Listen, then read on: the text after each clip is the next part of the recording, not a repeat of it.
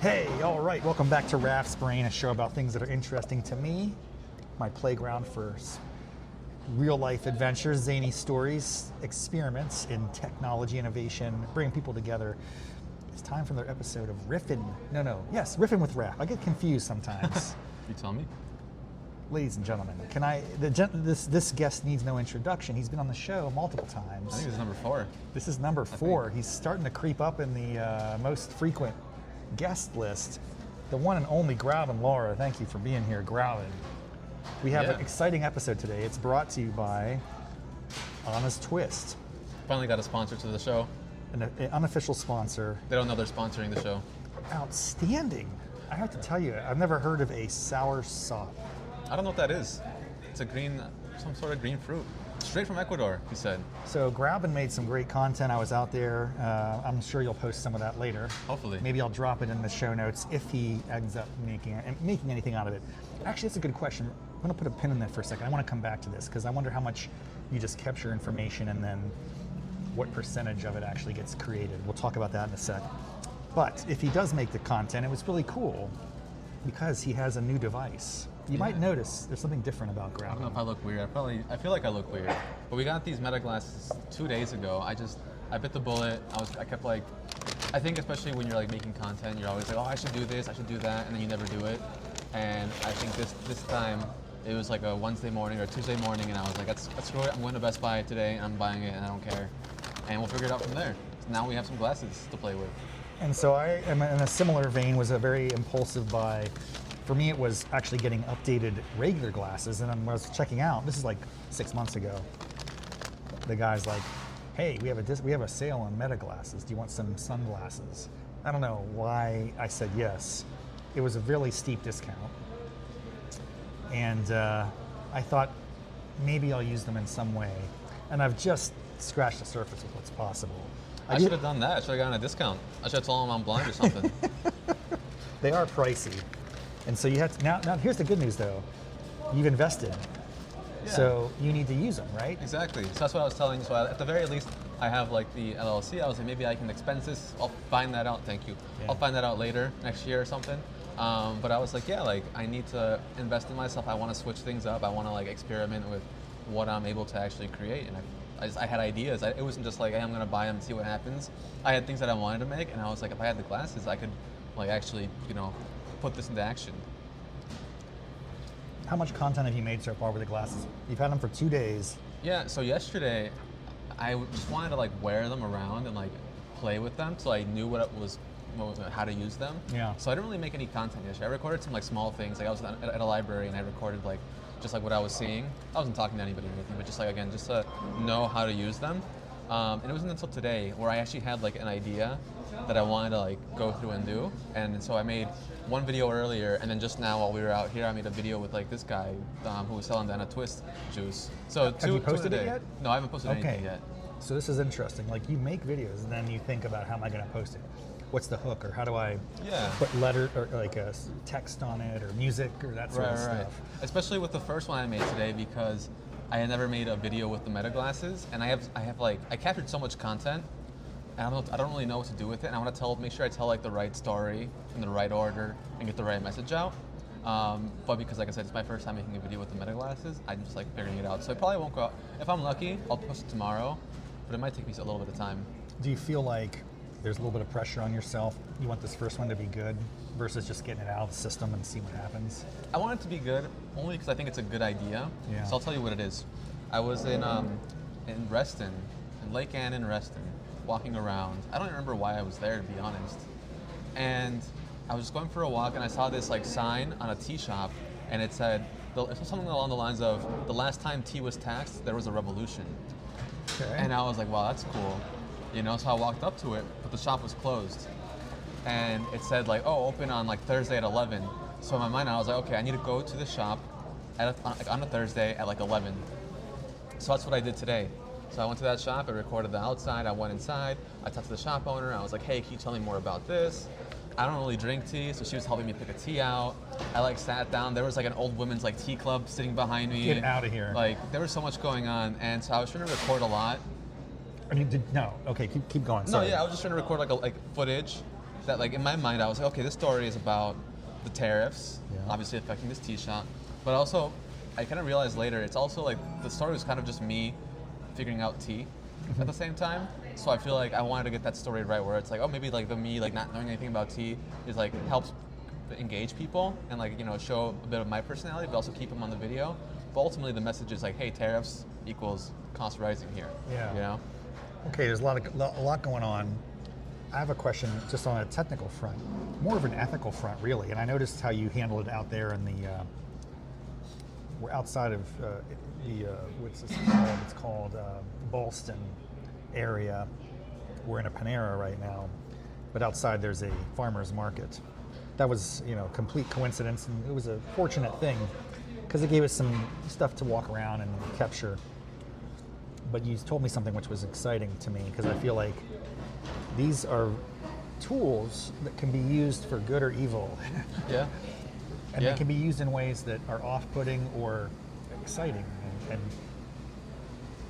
anyway, long story short is you have this, it sounds like, moral code as a creator. Kind of, yeah. I mean, yeah, I definitely do. Like, I want people to know that I I'm want people recording. to know that you're recording. But I feel like as I wear, it's partly why I feel awkward wearing the glasses, because I feel like if people see like the little lens, like they'll assume that I'm recording them at all times. Like, I didn't know until I got the glasses that they actually flash like while you're recording to like let people know that. But I feel like if I didn't know that and I saw somebody with the glasses, I would think, oh, they're recording me right now. Let me give you an example. If you're on YouTube watching this episode, I'm wearing my glasses, my Meta Ray-Bans. Is it Ray-Ban Meta or Meta Ray-Ban? Meta, Ray-Ban I think Meta. it's Ray-Ban Meta. Ray-Ban is the dominant brand. Yeah. Meta is baked into it. So I'm going to turn it on and you're going to see a flash potentially. By the way, I've never done this. I'm going to learn and see what it looks like. There it is. It's going as we're talking. Yeah, so it kind of like flickers or like blinks like very slowly, I guess. And so if like people like can know that you're wearing something or that something's happening, even if you don't know what the Meta glasses are.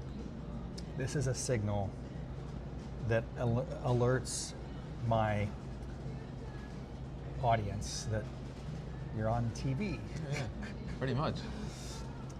I need to change that feature. I want more incognito, man. I know, in some ways it would be nice, you know, if people didn't know, in some occasions, but obviously I feel like you need to let people know like what you're doing. Of course. But like, yeah, I was walking around this market, this food market that's outside, and I went up to somebody and I was like, hey, can I record? No, I didn't say that. I said, I am recording. Are you okay with that? Because I had already started, and she was like, you can record, but I don't want to be in it. So in my mind, I'm like, okay, I'll make sure to not get her, and if I'll double check later. If I did, I'll just delete the footage. Yeah. You know, because I don't want people, you know, obviously people want to feel comfortable if they're gonna be out there, right? There's a lot of things, and we'll probably run more into this like in the future too, with all this other stuff that comes out. I saw something really interesting the other day about an emerging market for technology that blocks digital recording. So it can be something, it kind of looks like a little badge or button that you wear. When you click it, anybody that has a recording device within like 5 feet of this, it corrupts it. Oh, interesting. And it's in a sense a way that people can counter the perception that like, and this is how I'm starting to really, in a weird way, have the sense that like everything is being recorded. And sometimes you want to have a private conversation, or you want, how do you navigate that as a, as a human being, right? I don't know. You always want to be careful what you say, but you also want to have a little bit of freedom to make mistakes or say things clumsily that you can be corrected for without getting the world coming down on you. So anyway, long story short, I could see that technology being applied for video too. Yeah. So if I'm going out in public and I click this, someone can still record, but what they might see in the video would be like a blurry thing. That could be kind of cool. It could be interesting. I am convinced that these things are listening to me at all times. Listening? You don't think so? Well, actually, yes, because you can ask, if I say, for instance, hey Meta, read my last text message. Yeah. Hey Meta. No new messages, no one loves me. But if they did, it would read me. It would read you everything. Yeah. And then you continue the conversation without even saying, hey Meta. So it has to be listening to you to some degree. I don't know if it like turns off when you put it in the case or not. I accidentally said something and she just said that's right. You know? Oh, so really? Right now? Yeah. Oh my gosh. Okay, we can only laugh at it, folks. What else are you supposed to do? Yeah. I guess the answer is don't consume it if you don't want it, right? I don't know what you said because she keeps talking to me. Oh, really? It is distracting. You said you were recording the other day and you got a phone call? I got a phone call, yeah, it was earlier today. I was recording something. Luckily I wasn't like talking to anything, it was just kind of more like B-roll footage, I guess. Yeah. And yeah, someone called me, that's when I realized, oh, okay, I need to probably turn that feature off if I want to make sure I get like good footage. Or I like put my phone on Do Not Disturb or something, I don't really know. But I feel like the good thing about the glasses is you can like pull them out like when you don't like know always when you need the glasses, which is why I brought them today. And like we saw this market and I was like, I'm gonna go record a video there. Had I not brought the glasses, that video would have looked very different, or I probably wouldn't have made the video at all. It really changes the POV, obviously, in a way that we're still figuring out what works. I was telling Grauben earlier, I think there's right now, and there will only be a short window of opportunity until these become fairly ubiquitous. I could imagine glasses within the next several years becoming very common, especially as they integrate. I could imagine them integrating visual features. Right now, this is just like the basic model. It's just to record and audio engagement with Meta, but there might be some evolution or as this improves that you're scanning things and it's bringing up information to complement your visual experience. I mean, I think those exist. I've seen like videos of really? Marquise Brownlee, I think his name is. Mm-hmm. He's like a tech guy, and he was testing like a beta version of some glasses, kind of like these, but they were obviously like a lot thicker and everything. And he was saying how he could see like screens that are portraying to him, you know, and things like that. And so I mean, like they're definitely working on it. It's the next step. It's the next level. Next level. And where it gets really interesting is, people aren't ready for this. I'm not ready for this. We're old enough. I'm certainly old enough. I think you also are as well. I'm not saying you're an old man, Grauben. I'm saying you've lived a little bit of time. You were old enough to remember the cell phone days, probably. Yeah. Because this comes, the iPhone is 2007, I think. Something like 7 or 2008, something like that, yeah. I mean, it took a while, like a couple years before it became really heavily adopted. But now, I mean, it is a fact. You walk anywhere you look outside, people are on their phones on there all day long. I'm on my phone an enormous amount of time. What does the world look like when that's no longer the case, when it's glasses? No one's looking down. You don't have that hunchback where people are looking down. Better bags. But it might be where, you know, there's a screen that's constantly feeding you information. I don't know how it's going to play out. I don't know how it's going to look. Yeah, I don't know. I feel like, people are already addicted to like always being on, you know, scrolling or seeing something else. Or it's like, you know, the low attention spans of a lot of like kids nowadays too. And it's like, can they only carry a conversation if they're like watching Subway Surfers on like the other lens? I don't know, you know, so it's kind of scary to think about what people actually end up adopting all this. But also, it's kind of like a fashion thing too. Yeah. I mean, I don't like wearing glasses, so I don't want to wear these all day, you know? So maybe that'll be part of it, who knows? How about the business opportunity? I mean, Ray-Ban is a classic brand and lens, and clearly you look good in Ray-Bans, Grauben. Let me just say that. Everyone looks good in Ray-Bans.